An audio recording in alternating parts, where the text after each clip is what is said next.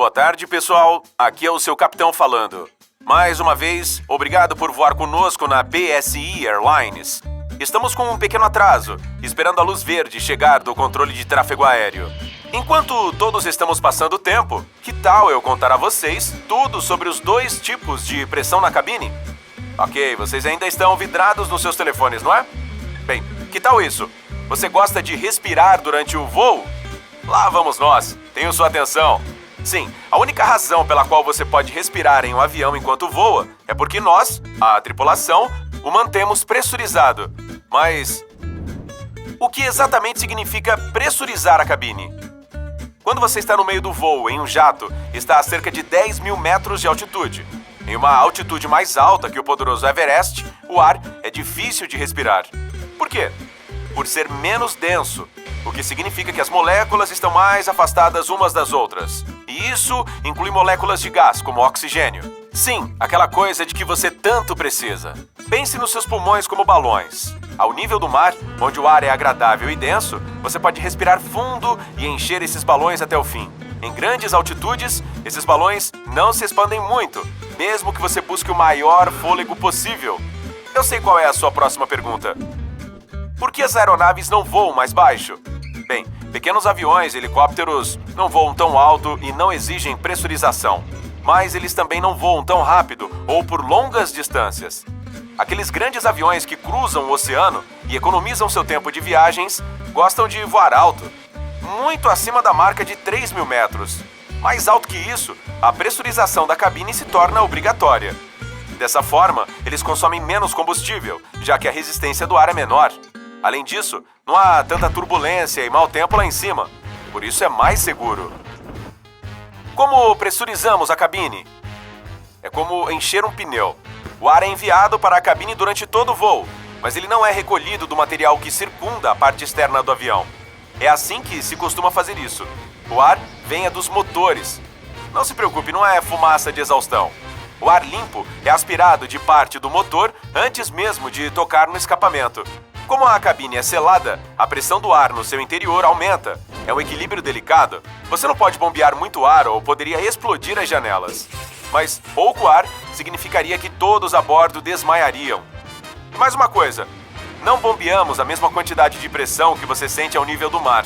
Uma diferença tão grande dentro e fora do avião poderia separar a fuselagem. A pressão na cabine a 10 mil metros de altura é como se sente a uma altitude de 2 mil metros. Como esse ar é respirável? Acredite ou não, esse ar que sai dos motores provavelmente é mais limpo do que o que está na sua casa. Mesmo que seja limpo, ele passa por um sistema de filtragem antes mesmo de chegar aos pulmões. Também é muito quente no começo, depois fica frio. Sim, é o mesmo ar que faz você sentir aquele friozinho durante o voo. Por fim, a maior parte da água é removida antes que ele seja enviado para a cabine. E é por isso que o ar nos aviões é tão seco. Depois de ser bombeado para a cabine, ele sai por válvulas. Esse ciclo de ar segue continuamente para que os passageiros e a tripulação tenham ar novinho em folha para respirar a cada 2 a 3 minutos. Quem controla tudo isso? Nós, os pilotos, é claro. Ok, temos alguma ajuda de um computador que pode ajustar automaticamente a pressão do ar dentro da cabine. Tudo bem, muita ajuda.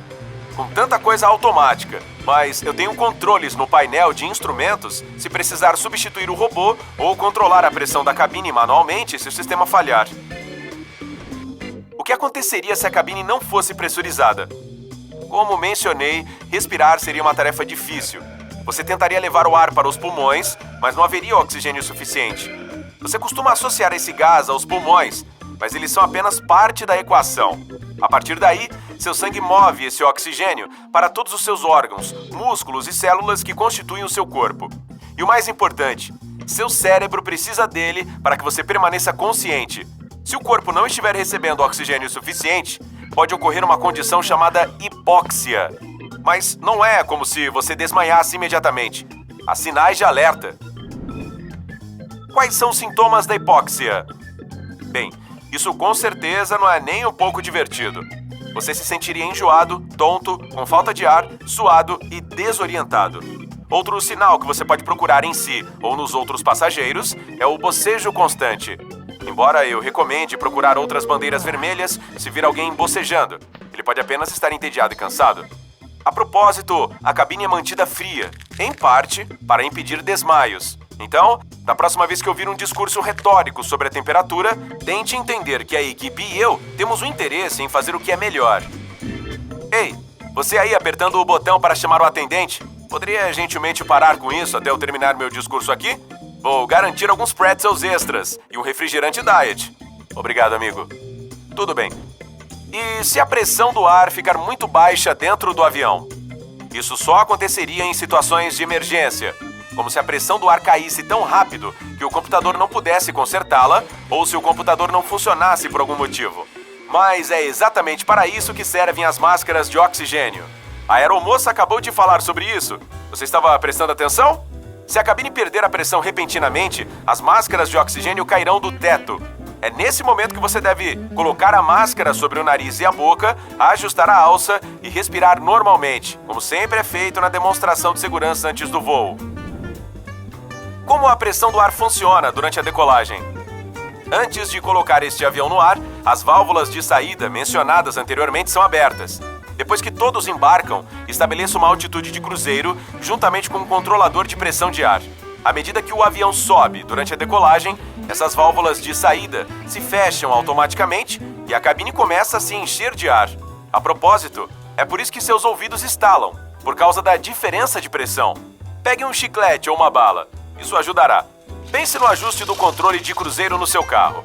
Você não sente que está indo mais rápido porque o aumento da velocidade é lento e constante? O mesmo acontece em um avião. Leva cerca de 20 minutos para atingir 10 mil metros de altura. Então, a pressão do ar aumenta constantemente durante a subida. E o pouso? Aqui tudo isso acontece ao contrário. Quando é hora de começar a descer, os pilotos trocam a altitude de cruzeiro pela altitude do aeroporto em que estamos pousando. A pressão da cabine diminui a um ritmo seguro, para que ninguém desenvolva hipóxia.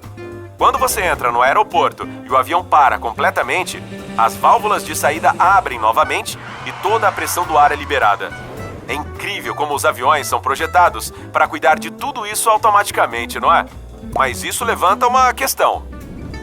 Como os primeiros voos lidavam com a pressurização? O problema era que pilotos e passageiros da época apresentavam hipóxia. Eles precisaram vencer alguns problemas para encontrar uma solução. As pessoas tentaram alguns métodos bizarros, como usar máscaras com um tubo de borracha ligado a um tanque de oxigênio. É desnecessário dizer que o pessoal não gostou muito. Então, as pesquisas sobre pressurização começaram. Vimos os primeiros sistemas de pressurização já na década de 1930. As janelas eram menores e reforçadas, e a cabine era selada como um container. O sistema precisava de ajustes, mas eles finalmente chegaram lá. Então, qual é a próxima grande novidade na tecnologia da aviação? Temos carros e trens elétricos. Os aviões também serão elétricos em breve. Isso é empolgante, pois teremos algumas vantagens importantes. Voo hipersônico, o que significaria chegar ao local de férias ainda mais rápido. Os cientistas também estão trabalhando em biocombustíveis para que os aviões sejam mais ecológicos e liberem menos gases de efeito estufa. E adivinha? Os táxis voadores não estão muito longe. E eles não precisarão de pilotos. Isso significa que vou ficar desempregado? Eu quase esqueci. Lembra que eu disse que havia 2 tipos de pressão na cabine? Sim, o segundo tipo é a pressão que os pilotos sofrem dentro da cabine. Atentos a tudo e a todos. Por falar nisso, é hora de pousar. Então, vamos lá?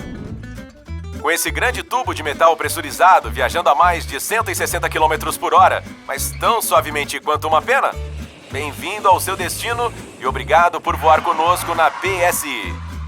Se você aprendeu algo novo hoje, dê um joinha para este vídeo e o compartilhe com um amigo.